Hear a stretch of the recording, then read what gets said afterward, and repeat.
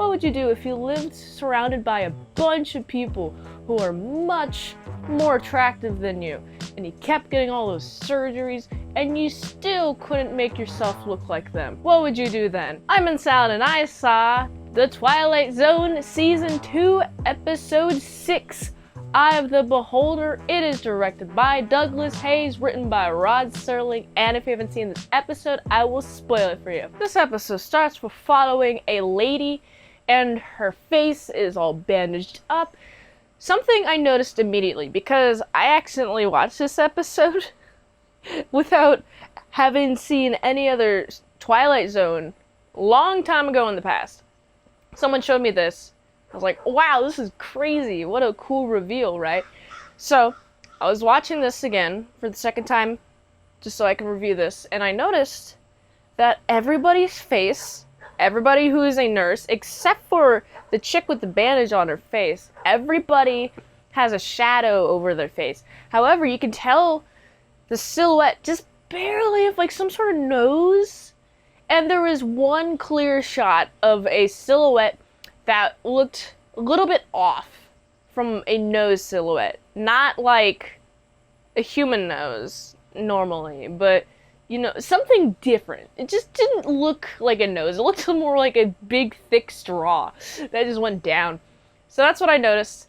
And also, this chick, she keeps getting surgeries. This is her 9th time getting a facial surgery so she can look like everybody else. And this is the last time that she can attempt this, because if she tries again, then her face is going to be permanently disfigured or something.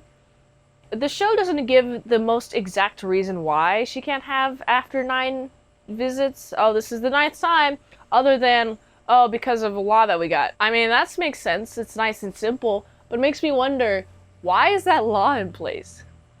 Why is that rule in place? Also, so she's describing how her face in a bandage feels, and she's saying, oh man, it's like a second home because I feel so private that nobody can see me whatsoever in these bandages. Now it's time to take off the bandages. And so, we're about to take a look at this hideous creature. What is wrong with her? Why is she getting so many surgeries to look like everybody else? And then she got the bandage removed, and guess what? It's a person with a nose, not a pink nose that's black and white. Not like one of those noses, those pig noses. Nope, it's a human nose. And I'm like, wait, hold on. So if you have the human nose, and you're considered weird and ugly, then what does everybody else look like? And then boom, the reveal. And this is probably the back 5 minutes after they reveal. Then they show their faces. All the shots are lit up. You can clearly see their gross pig noses and their very gross lip and their gross face. But eye of the beholder. Beauty is in the eye of the beholder.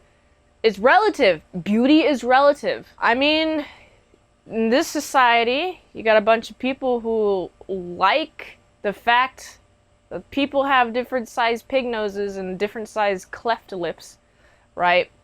But what would be consider beautiful in our society, in modern society, out here, not in fantasy land, she'd be considered a pretty woman.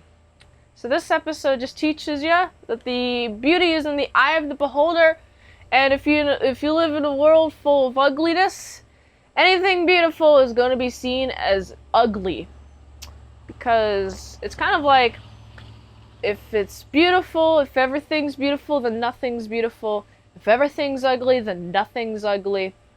And there's like a nuance to that. There's like beautiful ugly. I don't know. It's just a fun episode. I like this one. This one has stuck out in my mind for years. First time I watched this, and then there's the reveals, like, what? This is crazy. What? And then she starts running around trying to get out of there.